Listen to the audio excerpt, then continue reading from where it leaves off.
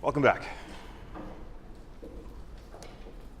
So just before class, I got a really good question about one of the midterm or the final essay topics, where I phrased this as I kind of phrased these in absolute terms.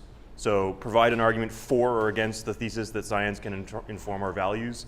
That makes it sound like you have to either come down completely on one side of the issue or completely on the other side of the issue, but I don't intend for this to be a strict choice for you. So if your thesis is, well, science informs values in this way, in these ways, but not in these ways, that kind of sophisticated yes and no answer is perfectly good. All right, that's a perfectly good answer to these kinds of questions where, provide an argument for or against Longino's integrity thesis. Well, maybe your answer is, this parts of the integrity thesis make sense, or it makes sense to this extent in this degree, and this part doesn't make sense. So if you want to come down somewhere in between a yes and a no, that's the classic kind of philosopher's answer to these things. The answer is, well, it depends what you mean by integrity or something like that. Those are all sort of like good approaches to these topics, and it shows the kind of subtle, sophisticated thinking that we're hoping that you're going to cultivate and demonstrate here. So if your answers are not strict yes or no's, that's fine. That's kind of what we're expecting. Right? Craig will be marking all of the final essays. So we just sorted out the marking. Andrew, who marked your midterm, will mark all the exams. Craig, who marked all your short first assignments, will mark all of the final essays. And he's very kindly offered to give you some feedback if you want to know, hey, is this a good topic? Hey, is this a good approach? Please give Craig an email or shoot him an email and ask him. Remember to put the course code in the subject. And I'll put his email on Blackboard as well. So he's the one who's going to be marking these essays, so he's probably the best person to ask, is this a really good idea or not? Is this a good approach or something like that? So if you have specific to your essay related questions, go ahead and ask Craig. Okay? Any other questions about the final written assignment? Good. I'll talk about the final exam on Wednesday. Reminder that the next class, what would be the next class, August 7th, is a civic holiday, so there will be no class on Monday. No class on Monday. You're welcome to come. I won't be here. So our next class will be on Wednesday. Okay? Okay, so the topic for today is human nature and evolution. We're going to continue on the thought I started developing last time, that if we're wondering about how science can inform us about values, perhaps evolutionary theory, which deals with whole organisms, not just our brains, is a good bet, or it's our best bet in terms of getting some constraints on what we should value.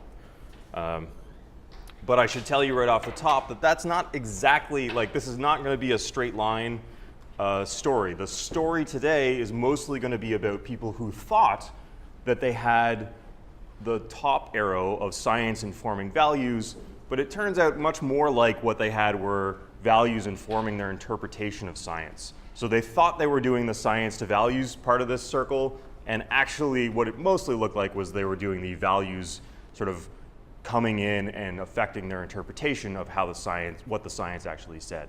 So this is kind of a lecture where this and the next lecture are both going to be where both of the sides of this interchange are active. Okay? So again, we're dealing with Gauguin's questions and Tolstoy's fourth question. And the hope that I offered to you last time was that science can tell us at least about the first two questions of where do we come from and what are we. Specifically, evolutionary theory might be a good place to look. At least it tells us where we came from, and maybe it can tell us a little bit about human nature. So what kind of beings are we? And that can kind of give us some constraints on the question, well, where are we going and how should we live? Of course, there's a big problem with this. I believe I showed you this last class as well. There's a big problem with saying, well, science can just tell us what is important. And that's Hume's law, which is the classic belief that you cannot derive an ought from an is. That is, you cannot go from a purely descriptive statement to a normative statement without some kind of normative principle helping you along. So if you go from the statement, your hands are dirty, that does not automatically entail that you should wash your hands unless you think it's good to have clean hands. Right? So you need to get to the normative conclusion, you need it coupled, a descriptive fact always needs to be coupled with a normative principle of some kind. Right? So just the world itself, no set of statements about the world itself can tell you what's important. This is a kind of standard view in philosophy.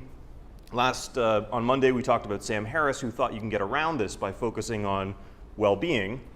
But I tried to argue that well-being itself needs to be filled out somehow. Well-being needs to be made more specific, and you need to know what kind of well-being we're talking about. So Hume's law makes it really tricky to argue, well, here's what the facts of science are, therefore here's what we should do in our lives. But I propose an alternate sort of well-accepted philosophical principle. I'm calling it Kant's law, but nobody else, people call the first thing Hume's law, nobody calls this Kant's law, because Kant has too many laws. He's got a lot of laws, this guy. And also, the whole law can be expressed in only 4 syllables, so it doesn't really help to give a short, snappy version of it, because it's so short and snappy already. So ought implies can. So if it's the case that you should do something, it must be the case that you can do it. This is another thing that, generally speaking, philosophers accept this. Most people think this is a pretty plausible view. So to do that just visually, so the sphere of things that you ought to do is, according to Kant, entirely contained within the sphere of things that it is possible for you to do. So if I say you ought to flap your arms really hard and fly away, well, you can say, well, I can't do that, so it can't be the case that I should do that. That's foolish. So our concern is about this green circle. Our concern is, what is the shape of this sphere? What is the shape of the things that we ought to do? And Hume's law says you can't get the shape of that just from descriptive facts. But Kant's law gives us another means of attacking this, right? So natural facts can draw the shape of this larger circle, right? The things that are possible for you, physically possible, biologically possible, psychologically possible, are given to us by our best picture of ourselves as natural objects, right? So we're products of evolution. So if you accept that we're products of evolution, then anything that you ought to do is the kind of thing that a product of evolution can do. Right? So the set of all things that you can do is contained within the set of all things that evolved beings can do. And therefore, if you know what that set looks like, then you can put at least an outer limit, right, on the things that we ought to do. So this is how Gauguin's first 2 questions are supposed to relate, or I'm proposing that they could relate to Tolstoy's question about how should we live, what shall we do, and how shall we live. If a way of life is impossible due to human nature, you can at least rule it out as a way that you ought to live. Right? So if we learn enough about ourselves to learn that we're just straightforwardly programmed by our biology to be a certain way, then there's no point in telling people to be other ways. They're not going to, they can't, and therefore, according to Kant's law, there's no moral obligation to be another way. So some of the questions that people have taken evolutionary theory to give as answers to are of this form. So is it possible for us to be altruistic, that is, to consider other people's needs to be more important than our own? Is that even a thing that our biology allows us to do? Furthermore, are we programmed by our genetics to behave exactly the way we behave? So if you're just acting out a genetic program, like your genes are just like a computer program that have one and only one result, and that result is the way that you behave, kind of asking the moral question doesn't make any sense anymore, right? Because there's only one thing that you can do, exactly what you're doing, and therefore there's nothing else that you ought to do, so don't even worry about it. if there's nothing else that you can do other than the things that you do because of your genetic programming, then your moral question is solved. That's it. You're done. Just do whatever your program says because you can't do anything else. Easy. A more social version of this is society essentially a fight for survival? So the question is, does evolution make us such that all human interaction is just fighting and scrabbling to get to the top of the dominant hierarchy where there's enough food for everybody and killing everybody who gets in your way? Like, this is a serious view of how society is organized, and people in the past have taken evolutionary theory to show us that this is the only way we can be, really. So the claim was, because we're evolved and because evolution is a fight for survival, this is the only way to organize society that makes sense. Anything else is dreaming. Anything else is a delusion, a nice story that you're telling yourself about how we ought to be, but we can't be that way. We're evolved beings. Evolution imposes the kind of red in tooth and claw fight for survival on us. Therefore, if you say we ought to get along and take care of each other, you're just delusional. Okay, so these are the questions. I don't want to present those as the currently accepted answers because they're not, as far as I can tell. So what we're going to do today is go through kind of the history of the way people have seen the relationship between evolutionary theory and what it tells us about our human nature. And again, this is mostly not a story about hard scientific facts giving us clear answers to the limits of possibility. This is really going to be a story about people bringing their worldview to bear on reading the science and kind of imposing their contextual values on the science itself and seeing themselves in the world. This is the most common thing that happens when you try to use science to understand how you should act. Practically every time humans have tried to do this, what's happened is you bring your own values to bear and see your way of being and living in the science itself, and then say, aha, nature justifies exactly how I just happen to have been living already. It justifies everything that I already thought because there it is in the science. So this is a cautionary tale. This is a cautionary tale about the limits and the dangers of trying to use science to understand human nature and therefore how we should live. I don't want to say that this is impossible. I certainly don't want you to give up on this idea and think that there's nothing to be gained from looking at science in terms of informing our values. I wouldn't be doing all this if I thought it was totally impossible. But be warned, I guess, is the moral of this story. So, evolutionary theory, here are the most recent numbers that I could find from 2012 on who believes what. So this is a Angus Reid poll. It says which of these statements comes closest to your point of view. So they don't believe this exactly, but which is the closest to what you think about the origin and development of human beings on Earth. And in Canada, 61% of people said we probably evolved over millions of years. And notice about that question, it doesn't say we evolved from less advanced life forms over millions of years and God had no part in it. So a popular way of reconciling the Abrahamic religions with evolutionary theory is to say, yeah, we evolved over millions of years. The book of Genesis is a bit metaphorical. You know, the days aren't really days, they're millions of years or billions of years. And God was there kind of nudging things along. Right? There's plenty of randomness in evolution that if you were an omniscient, omnipresent, omnipotent being, you could nudge things along and nobody would ever notice to end up with human beings. So everybody who believes that, and I think the Catholic Church officially endorses that. They say, yeah, people evolved from lower life forms or simpler life forms over millions of years, but it was all God's plan. So they're in that 61% as well. 22% of Canadians think God created human beings in their present form within the last 10,000 years, and 16% were not sure. It's different than the American numbers, more similar to the British numbers, but there's still a substantial number of people in Canada who don't buy this whole evolution thing.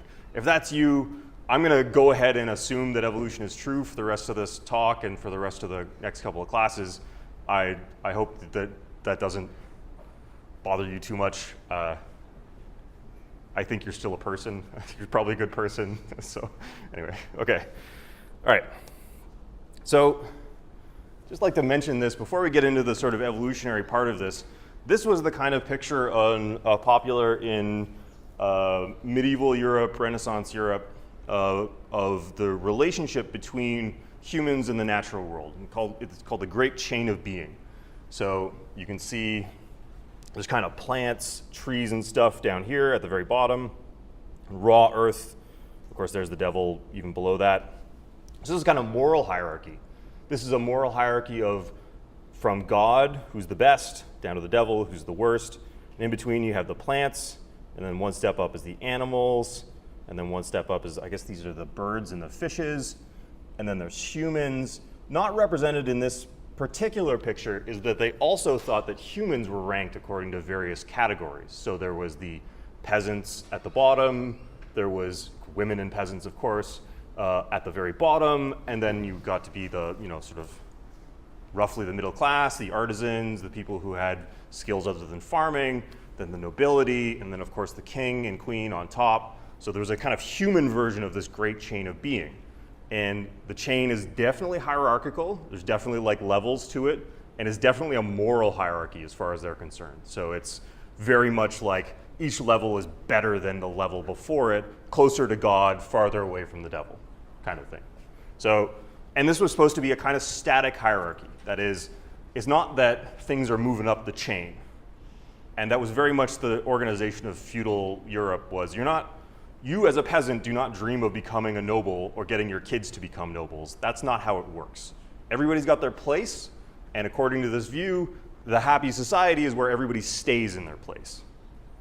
So this is a view that's, if you happen to be on top of the social hierarchy, this might be a view that appeals to you very greatly.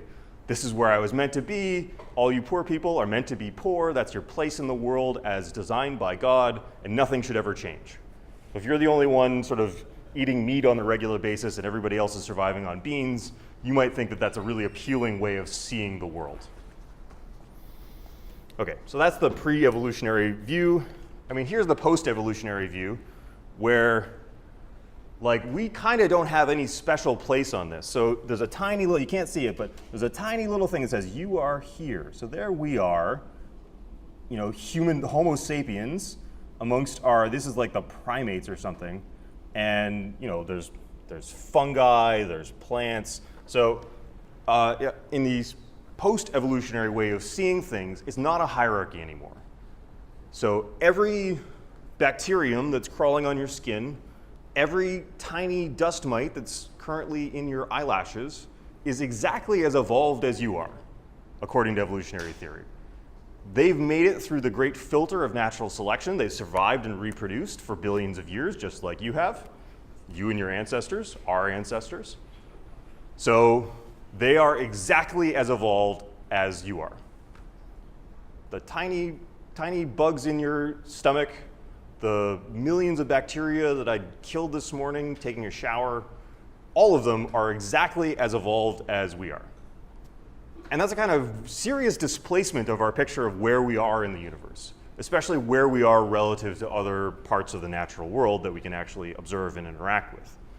This was experienced as a great demotion of human beings. We are demoted from our place at the top of the great chain of being to just being another animal, essentially. And it very much reminds me of another demotion that at least the Western worldview went through with what's called the Copernican revolution. So here's on the left here, here's a picture of the pre-Copernican view of the world. So the Earth is at the center of the universe. Right? This is a picture, for them, it was the picture of the whole universe, everything. The Earth is at the center, which is kind of the worst place, right? You're at the bottom, but at least you're in the middle, right? At least you have a central place in this picture. And then sort of as you get further and further from the Earth, things get more and more perfect and immutable. So as the stars are these mathematically perfect objects that represent the very ideas of God. Our part of the planet is all mixed up and kind of crummy, but at least we're in the middle. At least we have this really important place in the story. And on the right here is Carl Sagan's famous pale blue dot. That little tiny thing there is everything that you've ever known or loved. Is that pixel? And it's now taken to be a standard assumption in astronomy. Like astronomy works on the assumption that we are completely unspecial in the universe. So we interpret all the information that we get through telescopes is interpreted through the assumption that there's nothing special about the place of Earth in the universe, that if you look left, if you look right, if you look up, if you look down, it's exactly the same in any direction. We're not in the middle, we're not off to the left. We are completely unspecial, astronomically speaking. This was, again, experienced in the Western world as a kind of serious demotion of our place in the universe. But I keep flagging that Western world because there's lots of other worldviews in which that was not the case. So Buddhism and Hinduism both view the Earth as one of a myriad of worlds in this unbelievably vast world system. So there's not just our world, there's like uncountably many other worlds, and we're in this totally not all that special place in the universe, and that furthermore, this tiny, tiny view of it, like look how big the Earth is compared to the universe itself. Like this was a reassuringly tiny little world, tiny little universe. And that's not shared by the majority of the world through history, I would say. So most of the world through most of history accepted much longer time scales and accepted the idea that we're actually on this planet not all that special in the universe. There's probably zillions of other planets that are pretty much like ours, and or zillions of other epochs. So Hinduism especially is really nice for the just massive, massive time scales where, you know, things happen over trillions of years, and that's just like one tiny bit of a cycle that's unimaginably bigger than that. So this was a demotion in the sense of if you go from Aristotle, this is more or less what we call the medieval or Aristotelian worldview, and you go to the pale blue dot, it's a very serious demotion. Right? So your picture of who you and what you are in the universe gets downgraded substantially, but that depends on where you started from. So just thought I'd draw out that parallel a little bit. Okay, back to evolution. So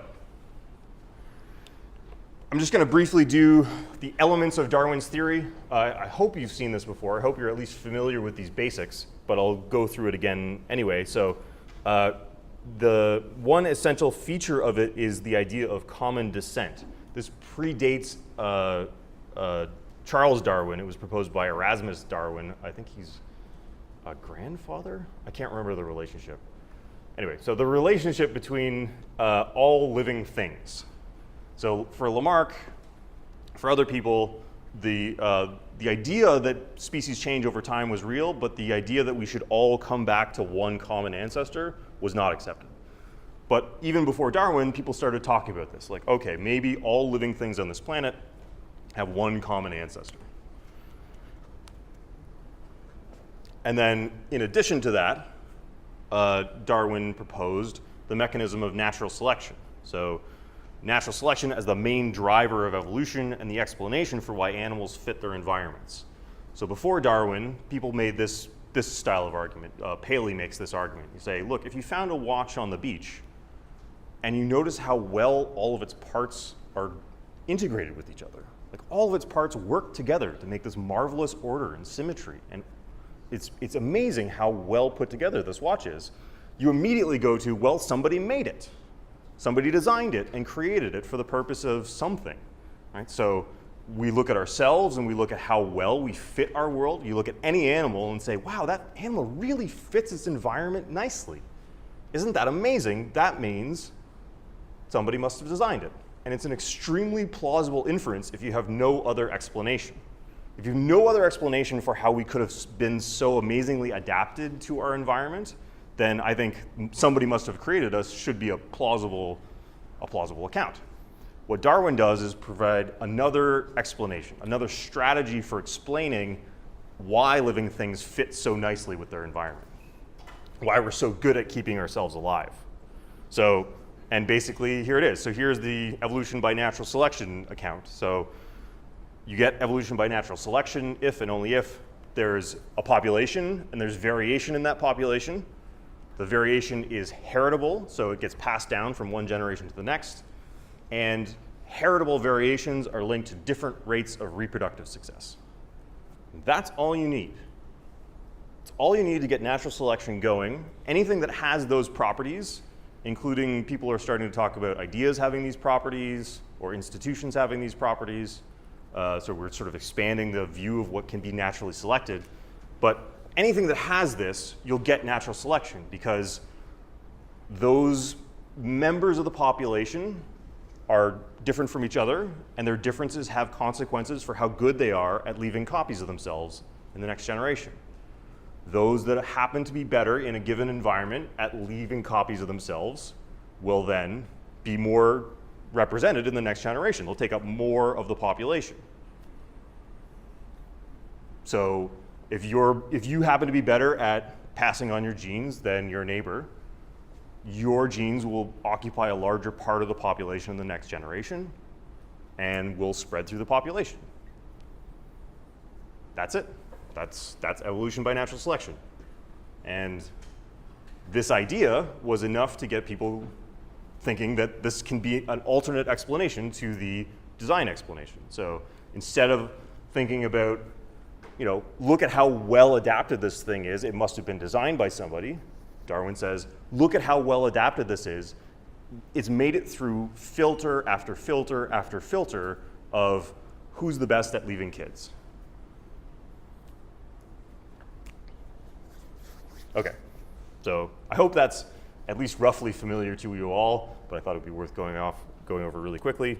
So people took this and Darwin's work and almost immediately, like the week after he published this thing, went from this description of how you get adaptiveness to a normative claim. That is, nature is just a big competition, survival's the only prize, and eating the weak is a good thing. So if you burn down your neighbor's house and take all their stuff, that shows that they are weak and you are strong and you deserve to survive. This was almost immediately where people went from Darwin's theory. Kind of unfortunate. And we'll see that this is by far not the only way to interpret it. So I'll remind you again, we talked about last time the naturalistic fallacy. It's an error to go from something being natural to being good in general. Just because something's natural does not make it good. And that's pretty much what people did immediately. They say, competition for survival is natural, therefore competition for survival is good. And that inference just doesn't work. I mean, baboons, which are some of our closest neighbors, will regularly, so if a baboon male starts up a partnership with a new female, the male will regularly kill and eat babies from previous partners. That's perfectly natural, 100% natural behavior. I do not think you should infer from that that it's okay to kill and eat babies, right? Infant murder and cannibalism is not justified by the fact that it's a feature of nature. Yeah? Yes, you should all agree with that. This is not a controversial moral claim. Right, so basically what people were doing was immediately going from here's a description to this description describes what's okay for us to do. Now there's a more sophisticated set of reasoning that you could do here, right? Not violating Hume's law, but employing Kant's law, which is, look, if evolution gives us no choice, if evolution has made us such that we cannot act otherwise, then you can't have moral obligations outside of the struggle for survival.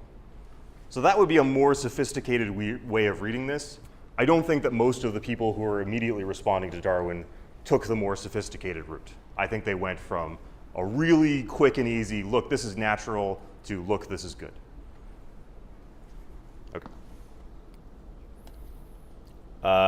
And one of the, so I hope you read the Paul reading. It's really good. It talks a lot about social Darwinism and the various sort of features of it. So social Darwinism is a term of abuse. Nobody, as far as I know, calls themselves social Darwinists.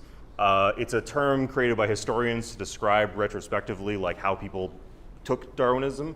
And it contains a whole bunch of different ideas. So Paul argues that there's really not a unified thing that counts as social Darwinism because different people had different politics and pretty much everybody saw their politics embodied in Darwin. So, but here's here's Darwin himself sort of sounding like he's endorsing social Darwinism. He's not really, but it sounds like he is. So wherever the European has trod, death seems to pursue the aboriginal. The varieties of man seem to act on each other in the same way as different species of animals, the stronger always extirpating the weaker.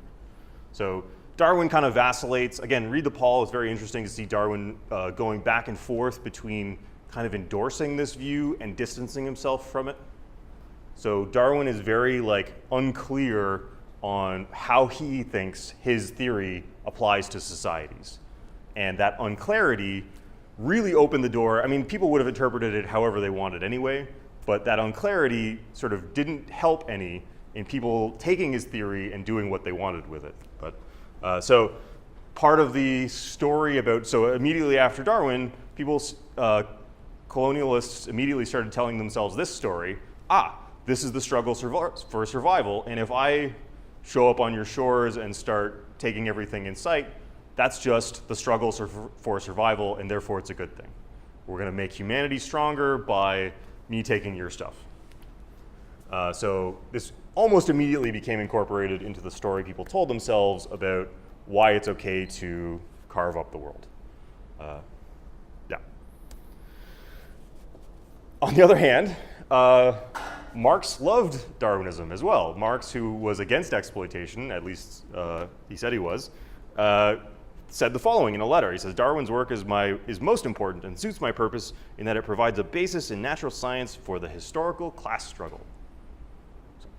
Marx read and loved Darwin. He saw it as a really nice, for at least two reasons. So one reason was that he saw it specifically as a way of countering religious authority. So you can undermine the religious story about where we come from, why are we here, stuff using Darwin. So that was immediately obvious to people on the sort of socialist side of things. But Darwin also has this really interesting story. His story is about how different species evolve, they change over time by being locked into various relationships with each other. And Marx has a very similar thing about how society evolves. So he thinks that there's people who own property and people who don't own property, and these two classes affect each other over time. And it was very similar, or at least similar enough for Marx's purposes, to say, aha, now we have a basis in science for explaining my thing about class struggle. So Marx's thing was all about how different economic classes relate to each other. Darwin's thing was all about how different species relate to each other. And so Marx was perfectly satisfied with this as a naturalistic basis for explaining why Marxism is true. So you get people, people who believed in the free market saw in Marx a really good explanation for why the free market is the best way of organizing society. Competition makes everybody better. Socialists saw exactly their worldview in Darwin. Interactive forces move history forward. And just quickly, it's very interesting to see how Darwin is received in different countries. So Darwin, and I'll mention in a second, Wallace, both had a history so they did natural history, so they went out into the world, they took boats and sort of sailed around and observed plants and animals and how they interact. A lot of their experience was in rainforests, where plants and animals are just shoulder to shoulder, right? Very tight, spatially speaking. Any given resource is being sort of exploited by a number of species, and every species is competing with other species for space and available resources. Every plant is jostling for sunlight. Every bird is looking for nesting places. So it's a really tight, densely interacting environment. And when they talked about the struggle for survival, they had in mind this guy, so Darwin without, this really interesting book by Tody's Darwin Without Malthus. Malthus is this guy who wrote before Darwin who said, look, you have to consider population growth against the growth in resources. Population growth, if I have 2 kids and my kids each have 2 kids and their kids each have 2 kids, you get this explosive geometric growth, whereas the food sources only ever grow linearly. So all species are going to be constantly starving mostly. So this is part of the picture of Darwinism, where we're all locked into competition for resources and space all the time. So in Britain, which is quite a bit like that, right? There's nowhere in Britain that nobody's been for 100 years. There's nowhere in Britain that somebody doesn't own and kind of take care of, right? It's a small island. It's packed with people. Now, compare that to the Russian steppe.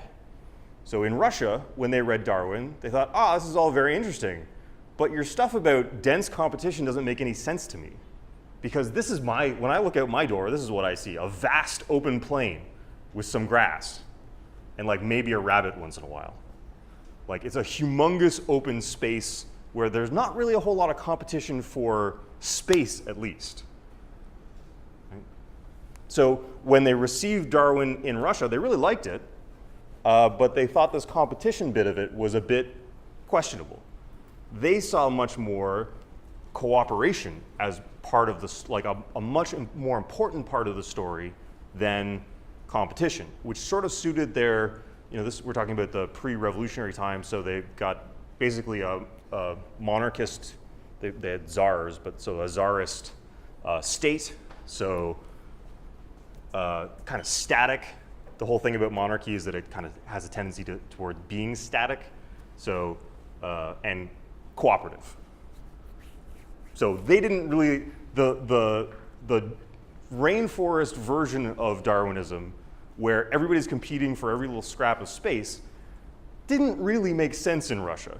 They didn't buy it all that much. Anyway, this is the argument that Toadies makes. Okay, so it depends a lot, like what your geography is like, and furthermore, what your political structure is like, how you received Darwin.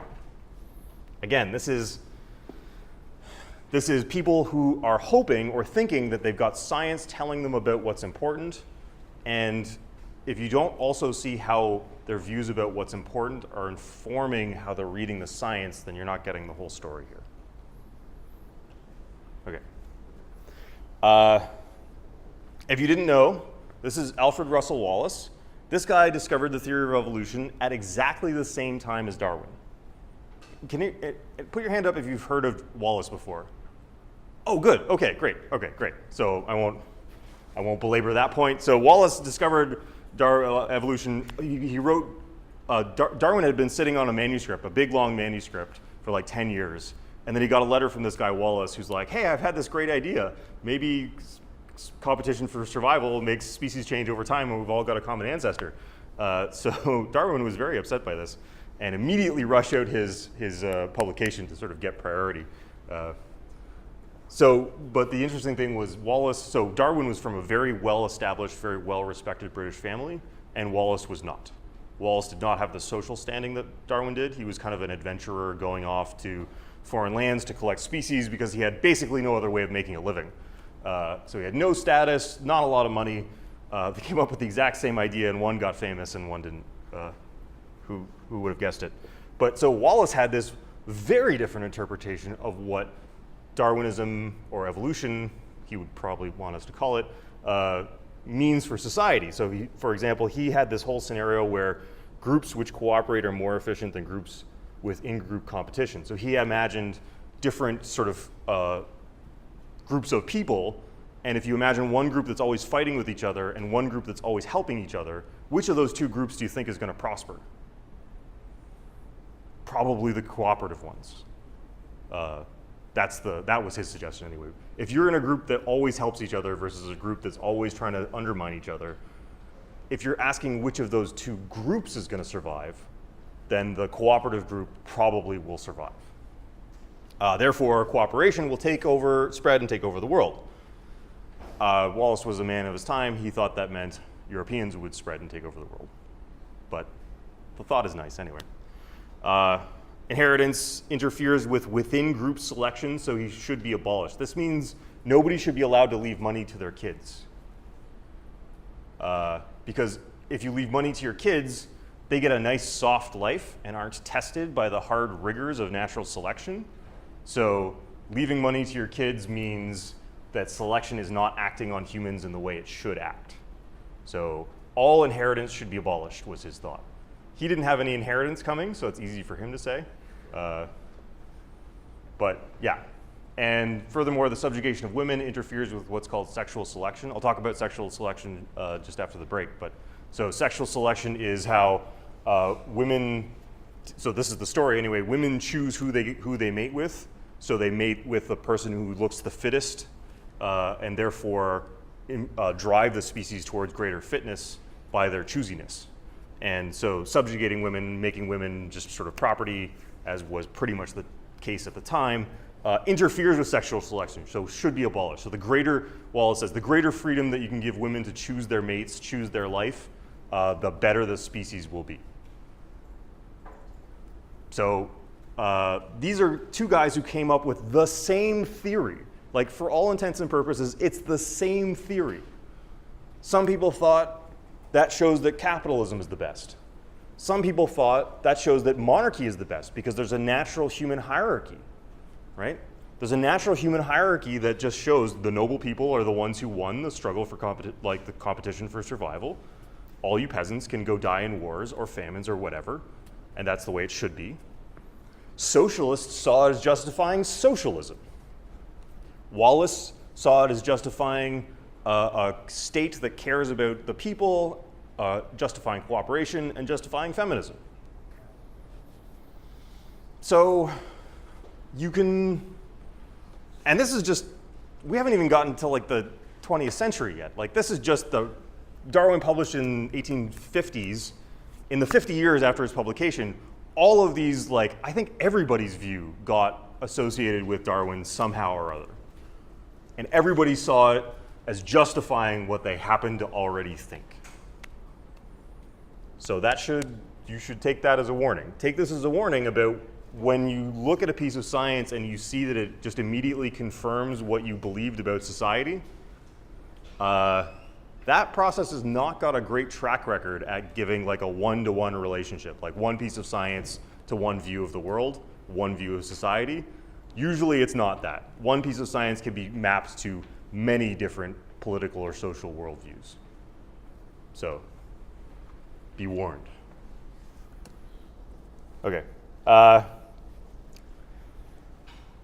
Probably the most important offshoot, or the sort of most important development from Darwinism in sort of shaping specific social policy. So a lot of people read Darwin and thought it justified what they already thought people should do.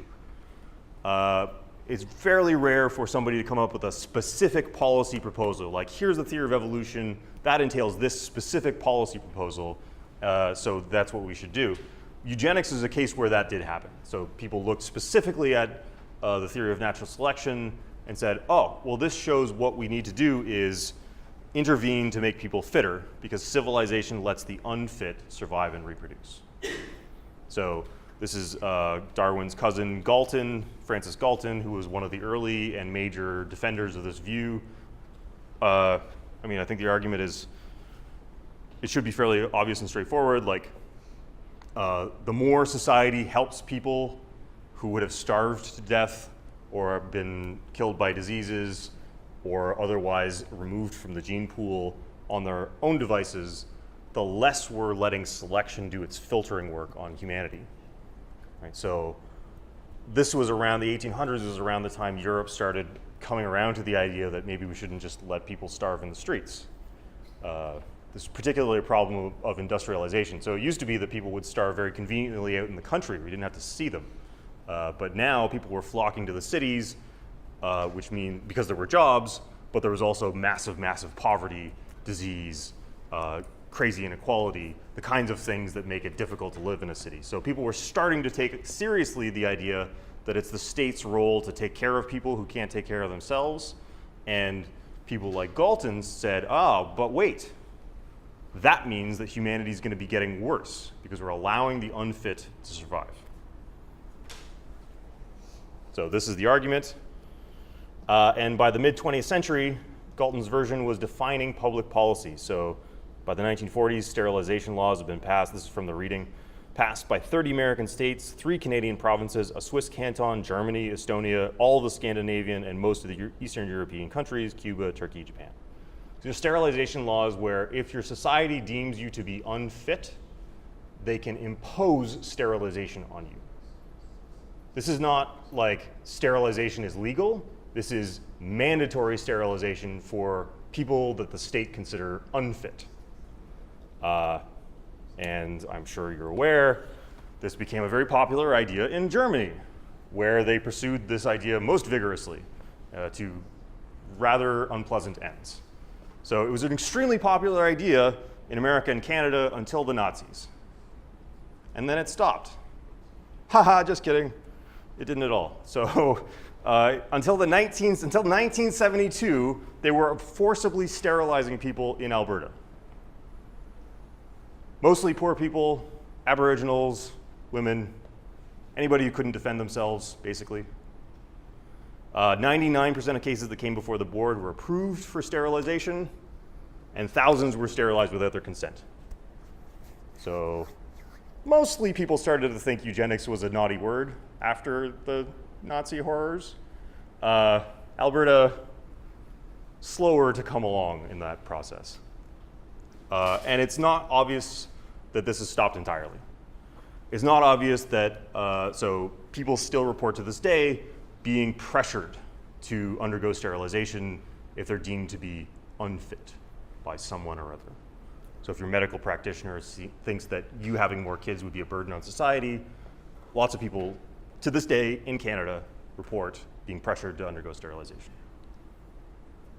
So we didn't quite get this idea out of our heads, even after both of my grandfathers went to war to stop it. We still kind of dabbled in it for quite some time after. It's essentially undefendable in scientific terms today. Like, eugenics cannot work because of the way genes work. The view of genetics that people were basing this on was there's one gene, and that gene codes for a trait, and that trait is easily identifiable, right? So if you've got a trait, that means you've got a gene for it, and then if we just get you out of the gene pool, that gets the trait out of the gene pool. We'll talk about this more on next Wednesday, but currently nobody thinks that genetics works like that. No serious scientist thinks that genetics works like that. The much more plausible view is that practically all of your genes are responsible for practically all of your traits. So instead of one gene being responsible for your trait, pretty much the whole genome is involved in pretty much any part of you. So you can't just remove a person from the population and expect that trait to disappear. So just doing this just doesn't work. So if you think you ought to do this, you're wrong because you can't do this. So there's eugenics. There's the sort of the specific public policy stuff that came out of Darwin. And it was based on a view of genetics that was incorrect. I think it's based on also the quite abominable view that the state should be deciding who's worth keeping alive, like who's worthy of making it into the next generation. I reject that utterly. I don't know about you. I think you should too, but make up your own mind. Okay, after that grimness, so we're gonna switch. Let's take a 10-minute break, and then we're gonna switch to talking about more modern versions of the view of how evolution can inform human nature. Okay, so the first half of the lecture was more or less the early history of reactions to Darwinism, the attempts to use the Darwinian picture of where we come from and who we are to inform our values. And I think the lesson was more or less that everybody saw anything that they wanted in Darwin, and this should be a lesson for you in general about how science can inform our values, that be very careful. Be extremely careful about trying to say, this scientific theory shows that what I happen to already think was true is in fact true. Humanity has a checkered past on doing this properly. Yeah? We talked about how values influence science, yep. And now we've got these examples. Well, because science itself is affected by your values, yeah. It's not value neutral, so can you actually even use that as a tool to find out what to value? Yeah, so the question is, since we've talked a lot about how values can influence science, is there any sense in which you can use science as a value neutral thing to tell us what to value? And the answer is complex. I think that what we should see is that this is a complex interrelationship, but that doesn't mean that it's impossible. So for example, we use perception to study perception. Like you use your sense apparatus to study your sense apparatus. And if there's a bias in your sense apparatus, it might affect the way that you think about your sense apparatus, which then informs whether you think that they're biased. But that's not an impossible, it's not so vicious of a circle that it makes it impossible to study vision, for example. Like we've got really good studies of how vision works now, despite the fact that everybody used their eyeballs to produce those studies. So what we have are, they're standing, I propose, in a mutually constituting relationship.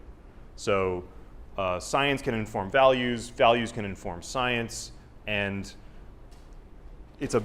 the fact that neither one is prior to the other means that you cannot ground one in the other. So you can't say, this is the one that we start from, and out of that grows the other. But great many things in life aren't like that. So a river and a riverbank. The river is shaped by the riverbank, but it also shapes the riverbank, right? And the riverbank shapes the river, but it's also shaped by the river, right? Each one of them is shaping the other at exactly the same time in a mutually dynamic process, right? And a lot of things in life are like that, I would suggest. A lot of things are such that you cannot find one steady, solid ground to base the whole thing off of, but that doesn't mean that there aren't constraints, right? It doesn't mean that there's not, it doesn't mean that there's no such thing as rivers or riverbeds, or that rivers don't get guided by riverbeds and riverbeds aren't shaped by rivers. Right? And there's not even a real clear distinction, right? If you get in real close, it's sort of mud where it's not clear whether it's a river or riverbank.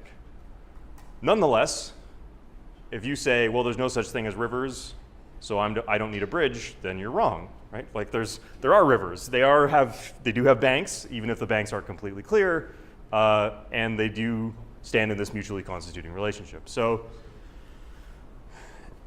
the answer is it's tricky. It's genuinely tricky, and that you should never say to yourself, well, science is completely objective, therefore it can objectively tell us what to value.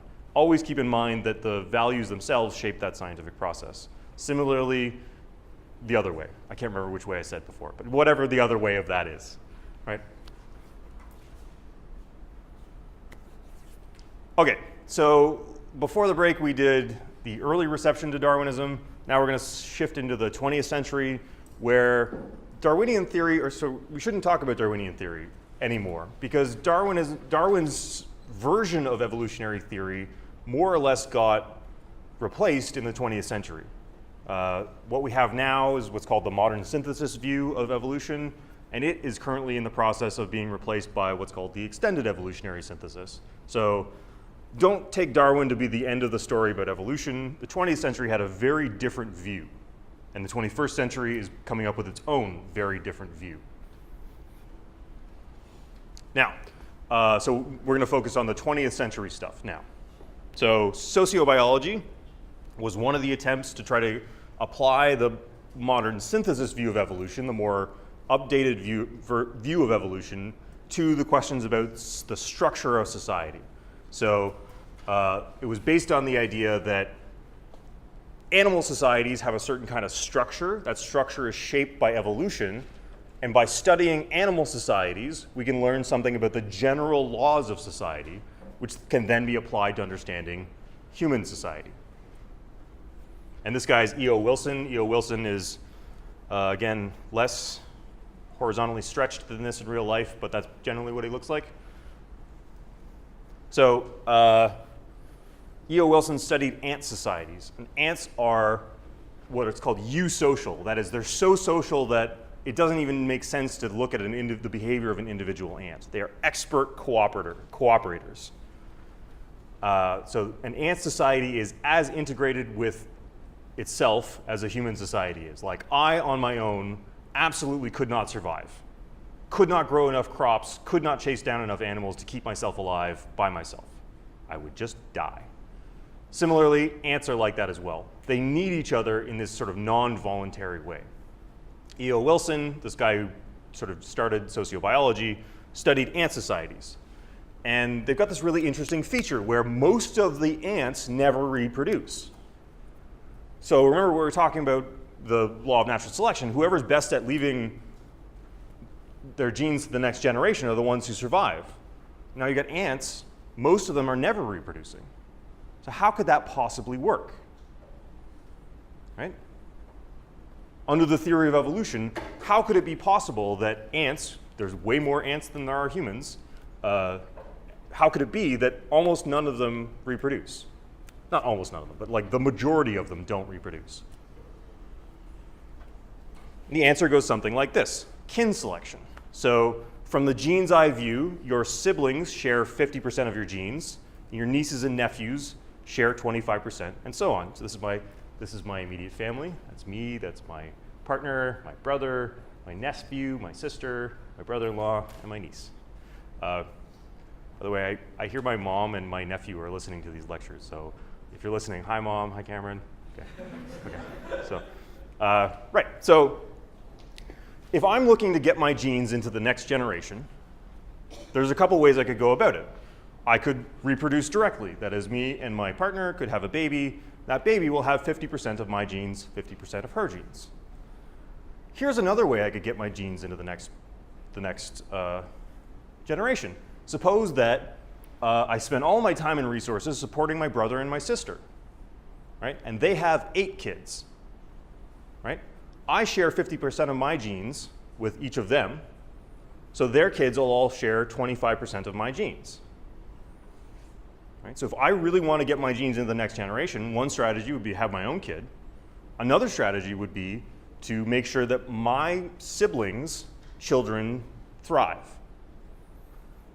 So according to this logic, I should, if it's a choice between saving my life and saving the life of my brother, my sister, and my niece and my nephew, I should say absolutely. I will definitely sacrifice my life for them, because 50%, 50%, 25, 25, it's 150% of my genes. Right? If it's just my brother and my sister, I'd have to think about it. Right? If it was 8 nieces and nephews, again, or sorry, 9, totally good deal, right? More of my genes stay in the gene pool than if I sort of selfishly save myself and let them drown or whatever. Okay, so this is the basic logic of kin selection. That is, we were mistaken to think it was about me reproducing, right? It's actually about me trying to get genes that are similar to mine by descent into the next generation. And you don't have to reproduce to do that. And that's what ants do. So all of these ants who have no hope of reproducing nonetheless share genes with the queen and with the other reproducing ants. So while they're scurrying around collecting food, bringing it back to the nest, doing all this stuff with absolutely no hope of reproducing themselves, they are nonetheless improving the chances that somebody closely related to them will survive and reproduce, and their offspring will themselves survive and reproduce. Okay, this is called the kin selection view, and it opened up a whole lot of new perspectives for trying to understand how our relationship with each other can be something other than ferocious competition all the time. Right? Because if cooperating with you means that my nephew gets a better shot in the world, then cooperating with you improves the chances that my genes get passed on, and therefore it makes sense from an evolutionary perspective. So all sociobiologists attempted to use a mix of, it's called game theory and population genetics, to explain selfless and selfish behavior in animal societies. So for a lot of the 20th century, evolutionary theory was mainly based around these complex abstract models of like, okay, if I give this amount of resources and I can expect this amount of cooperation, that's rational. If I give more and expect less cooperation, that's irrational. Furthermore, if I'm related to you by this number of degrees, then my investment in you makes sense, and so on and so forth. So they built these fairly complex models, mathematical models of how genes are spread and distributed in populations as that interacts with how cooperation, selfishness, so there are typically costs to both selfishness and selflessness.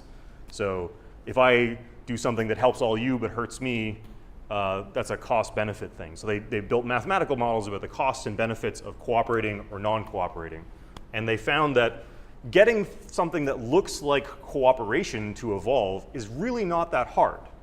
Like, cooperation makes sense as an evolutionary strategy under a wide range of circumstances. Fairly wide, like especially if there's a repeated interaction. So if you and I are repeatedly interacting and there's even a small benefit to cooperation, I can build up a model of you and say, this person's a cooperator. Therefore, I'm going to cooperate with them even if they can't help me for a really long time because I can expect to pay back eventually, kind of thing. So these are the kind of models they're building.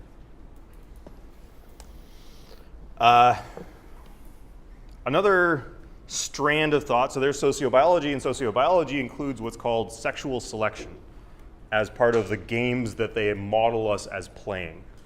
Now, this comes pretty much straight from Darwin. So Darwin's first book was The Origin of Species. His second book was The Descent of Man. And in The Descent of Man, he talks about sexual selection. And this is, here's the basic model. Coy females, that is females who don't really want to mate or they're not that eager to mate, select the most desirable males. Whatever they find attractive becomes selected for. So whatever the females decide, and the assumption here is the males will mate with anyone. They don't mind. The females, who spend much more energy raising, so for a male, it's you got an excess of sperm. So your reproductive unit is a sperm. It's a really tiny biological investment for a single sperm. So you're happy to spread them far and wide. Whereas if you're a female, you spend much more of your biological energy with a fertilized egg. You might have to sit on it. You might have to gestate it inside of yourself, depending on your reproductive strategy. So the females are spending much, much more biological energy per reproductive act than the males are. So they are much less eager and much choosier in their mate selection. Therefore, whatever they find attractive becomes selected for due to these differences in size. Okay, and this is, the sociobiologists use this kind of basic model and their game theory and their population genetics to explain the gender differences in human society, basically. They use this as their lens for saying, here's why men act the way they do, here's why women act the way they do. This was the strategy. Okay. Couple of problems with this. So the flagship example of sexual selection is, of course, the peacock. Everybody says, well, why does this peacock have this bizarre train? Like, this was Darwin's problem. Why does the peacock have this weird big fan thing in the back? And because it doesn't make any sense as far as if you're just thinking about how do I have babies that have babies, that big weird train doesn't make any sense. It doesn't scare anybody off. It's just very visible and it makes you look appealing to predators.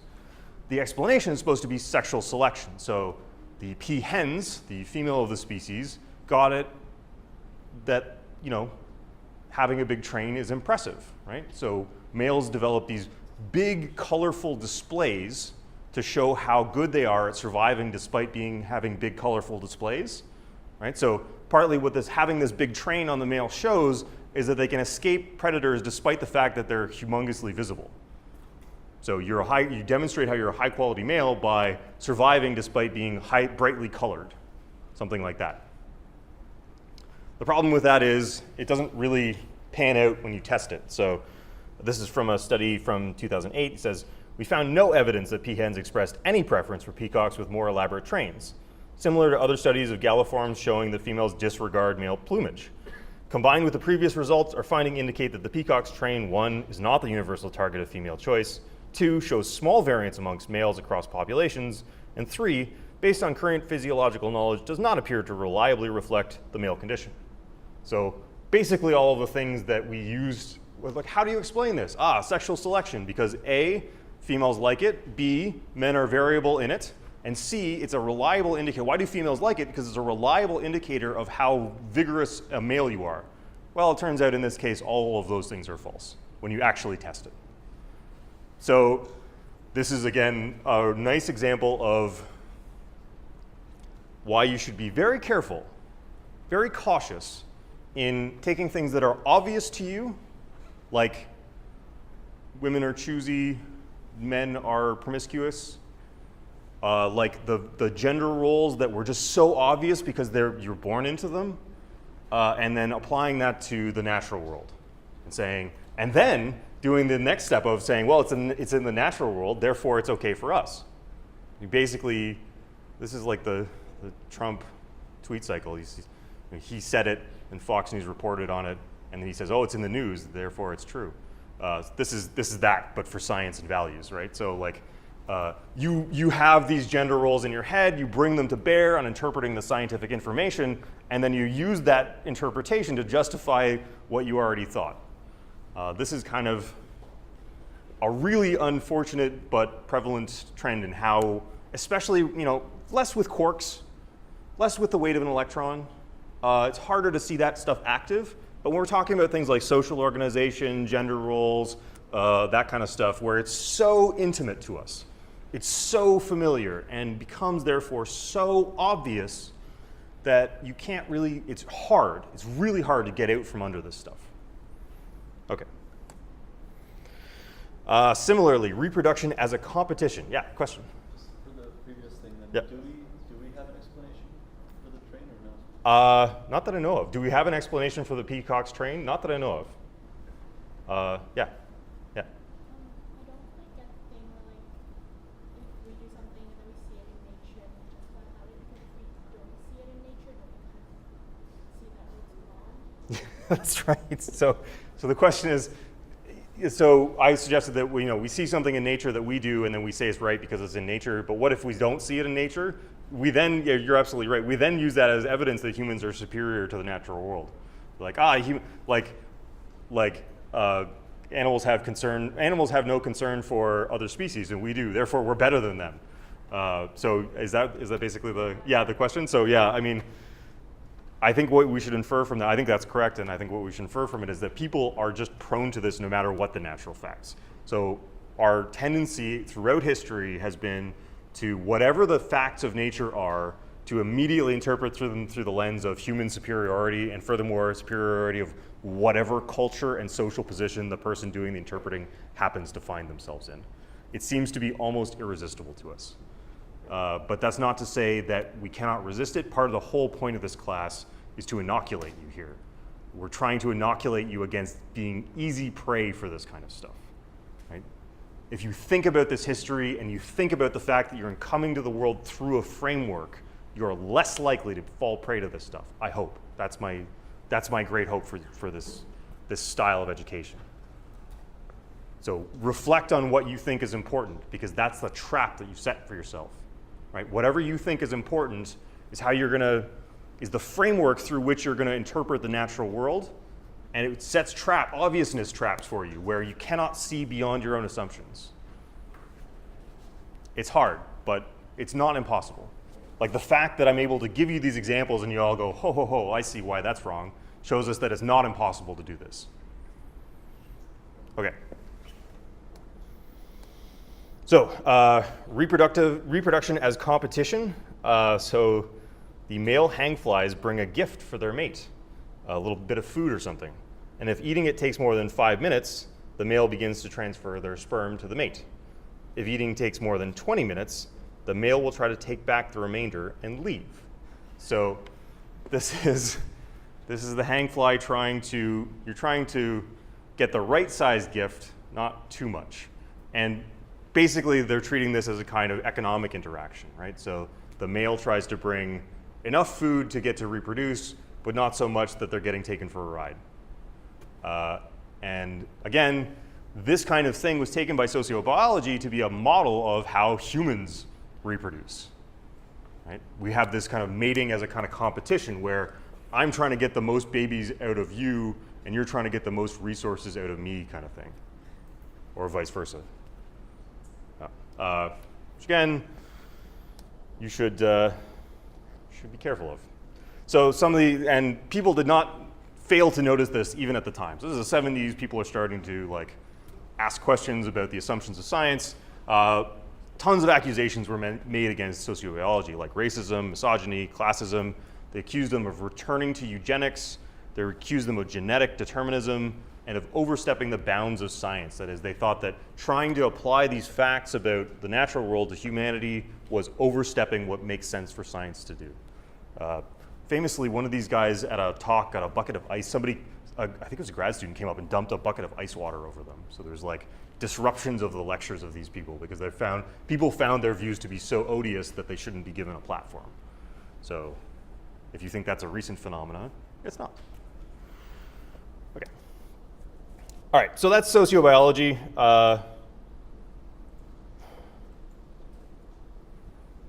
Trying to think of a moral of that story, but mostly just be careful, I guess. I suppose that's the moral of the story. Even in the 20th century, we started to understand how it's possible for things like altruism and cooperation to evolve. That's part of the moral of the story. The other part of the moral of the story is, even in the 1970s, people were seeing the natural world through the lens of their assumptions about the social world. Okay. So let's move on to evolutionary psychology. Now we're in the late 20th and 21st century. So one of the heirs of the sociobiology project is evolutionary psychology. And this is an ongoing project where people are trying to apply evolutionary theory to understanding human psychology. And Darwin kind of endorsed this tacitly. He said, in the distant future, psychology will be based on a new foundation, that of the necessary acquirement of each mental power and capacity by gradation. So he's just saying here, look, in the future, psychology will be based on evolutionary theory, essentially.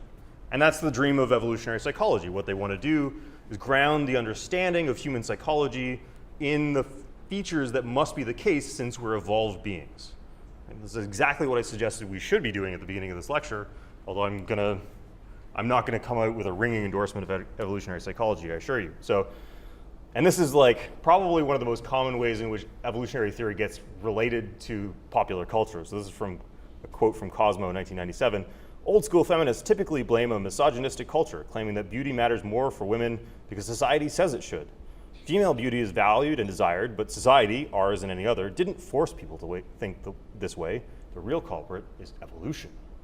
So that's why women are under more pressure to be attractive. It's just evolution. This is an application of evolutionary psychology. This would be news to the peahens, by the way, and the peacocks, because in birds, it's the males who are supposed to be the highly decorated ones. We are the ones trying to attract the female attention, not the other way around. Right. And they say things like, I mean, this is from a great paper on this stuff, and they say things like, the reason why men are bad at cleaning up, evolution, because women are the gatherers and men are the hunters. Right? So that's why you can't pick up your socks or clean your damn dishes, because you're designed to be a hunter, and it's the woman who's supposed to be doing all this meticulous at-home work. They never, by the way, tell you what period in history they think that was evolved during. Right? They never get real specific about that. They just say, you know, there's an image of how humans used to be, of women at home and men going out hunting, and they're just like, well, that's obviously what we're completely adapted for now. So there's a couple of, I'm going to go through a couple of the principles of evolutionary psychology, and I think these are actually pretty good principles, or at least they're pretty good starting places for research questions. What I'm going to try to show you at the end is that the evolutionary psychology that's actually done in the modern era doesn't live up to these principles, and that's my beef with it. So not that this is a bad idea, not that these are bad ways of thinking, or that there's no hope for trying to understand humans through our evolutionary past. I think there is. It's just that the kind of research that gets done is once again being judged through current ways of thinking about this stuff and doesn't take seriously enough the problems that these very principles raise. So we'll just go through these. So principles of evolutionary psychology. Interactionism. So all psychological facts are the product of an interaction between some evolved psychological mechanism and the environment. So calluses are a nice example of an interactive feature between an evolved mechanism and the environment. This is a person who plays a lot of guitar, so they have really thick calluses on their fingertips. My fingertips are baby soft because I don't play the guitar, right? But if I started, they would start to develop calluses. Right? So I have calluses here because I sometimes lift things, but my fingertips do not. right? So the callus forming mechanism is one that was supplied to me by evolution, I feel comfortable in saying. So the fact that I develop calluses wherever my skin gets regularly abraded is something that evolution did for me. But the fact that I have calluses here and none here is a fact about the interaction between my environment and the evolved mechanism. Okay, so this principle of interactionism says evolution supplies the mechanism, but the effect of that mechanism depends entirely on the environment in which it finds itself. Right? Okay. Modularity. This is a picture of Cosmidian tubi. The mind is made up of distinct psychological mechanisms, modules, which are like independent neural circuits. I'm less confident in this principle, but they need it to kind of do evolutionary psychology. So the idea is the mind has got a bunch of different like parts. So there's like a cheater detector. So you've got an evolved cheater detector that detects people violating the social contracts that you're engaged in. And when you see a cheater, that module goes doo doo doo cheater, and you get all mad.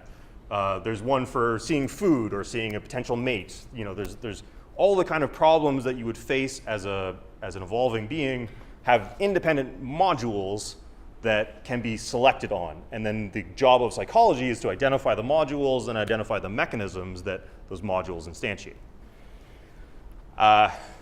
Jerry Fodor criticizes this and says, look, the thing that's distinctive about humans is that we're context sensitive.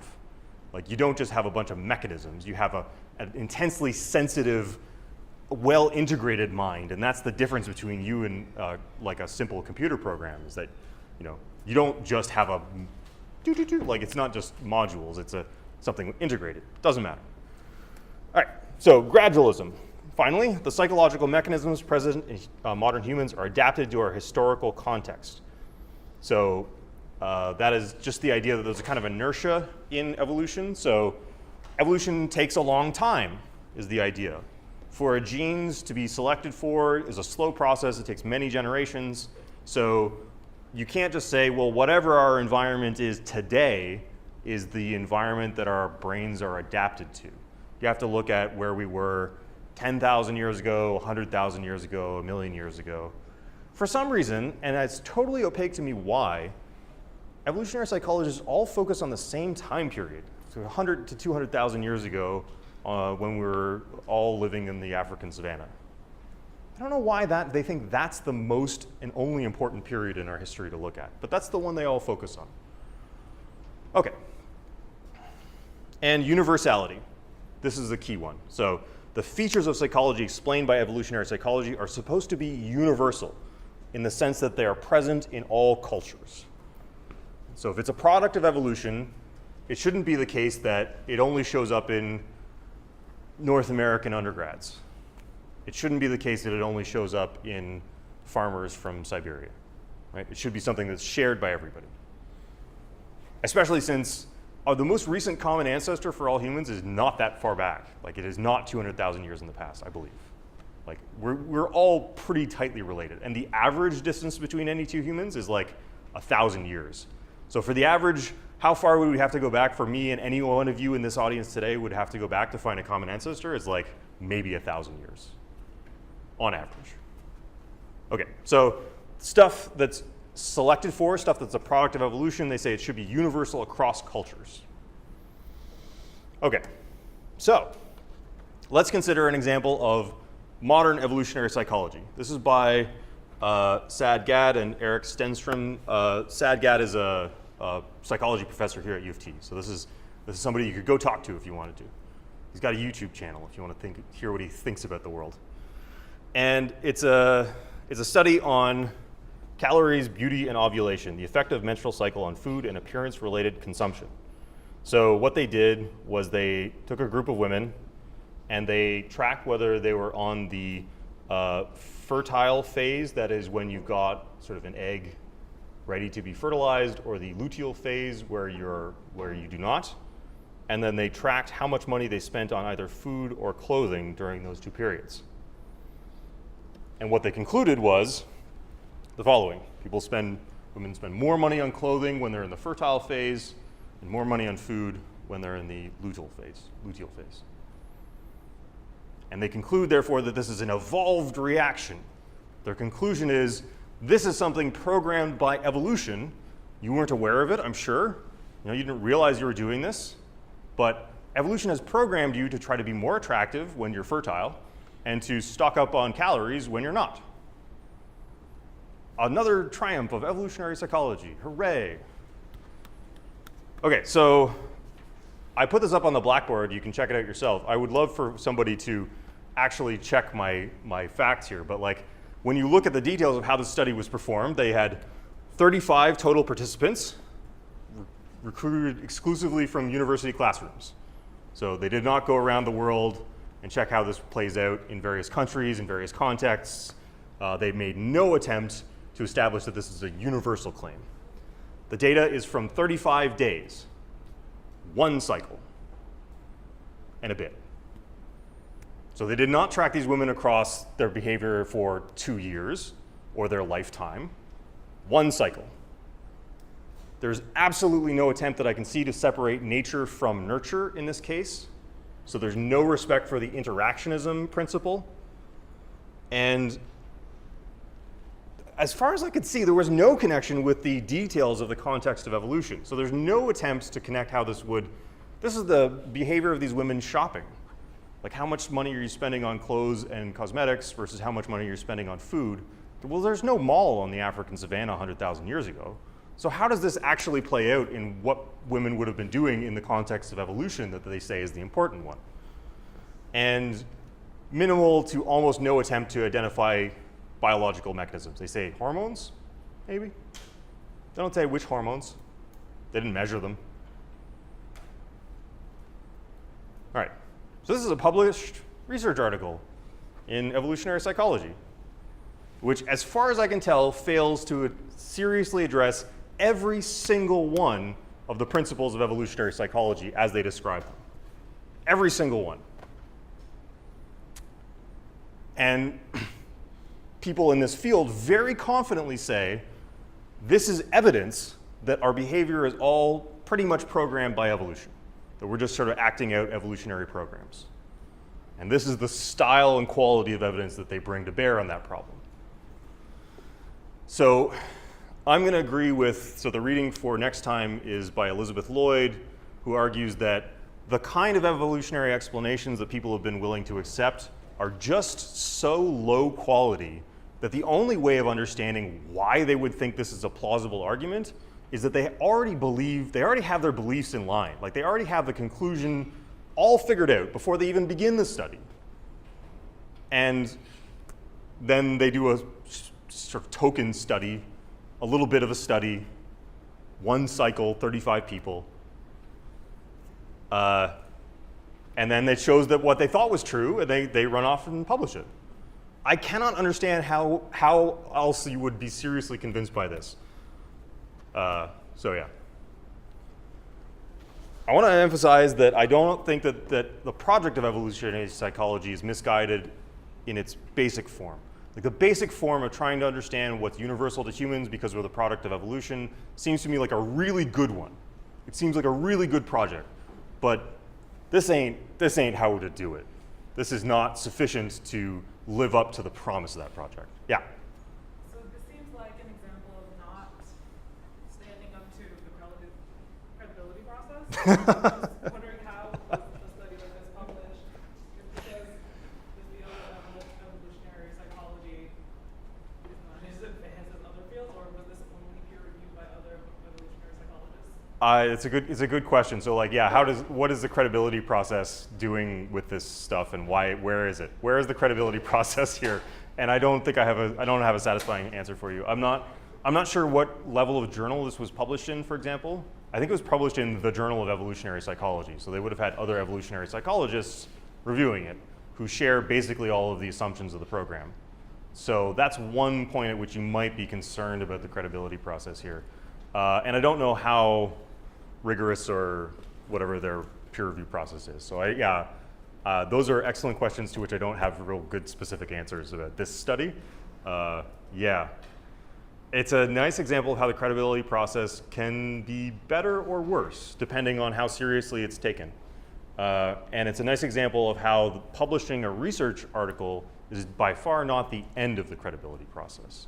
So having this published does not make it a fact as far as scientists are concerned, which is something I would wish science journalists would digest. Science journalists have the tendency to take us through all the results of the study and say, science has proved that blah, blah, blah. Whereas actually what needs to happen is decades and decades of people thinking about the research project and its significance need to weigh in on what we should conclude from it. And so there is a great deal of debate about evolution, the quality. So in the overall field of psychology and sort of the people commenting on science in general, there's a great deal of debate about evolutionary psychology. So if you take this study to a random psychologist and say, here, I've proven this, they will probably not take you very seriously. Like, they'll probably not be convinced by it. And I hope they would especially not be convinced if they read the methodology section and saw what actually the quality of the study was like. So yeah, I mean, how did this get published? It's a study. It's some data. It's not zero data. It's by reasonably famous guys. I think Gad Saad is a fairly famous guy in this field.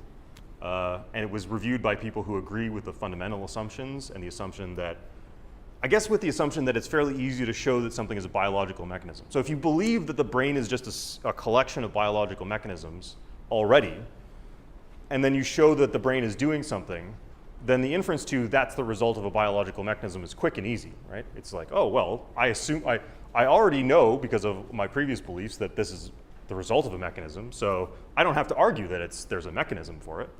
If you don't already accept that fundamental assumption of the field, then your interpretation of these results is going to be radically different.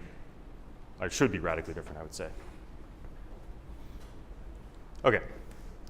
So again, this was the point. We were trying to lay out the things that you can do. That's the outer circle defined by human nature, whatever that is, and trying to limit the things that you ought to do within that. I hope to have shown you that the shape of this outer circle is not so clear. It certainly wasn't clear by the end of the 20th century, where deep, deep questions still remain about how much can we actually conclude from evolution about the sort of beings we are.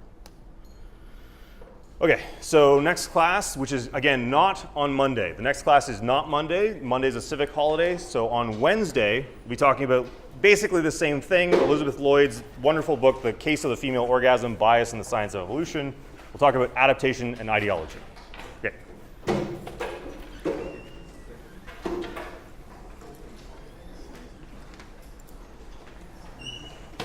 Hi.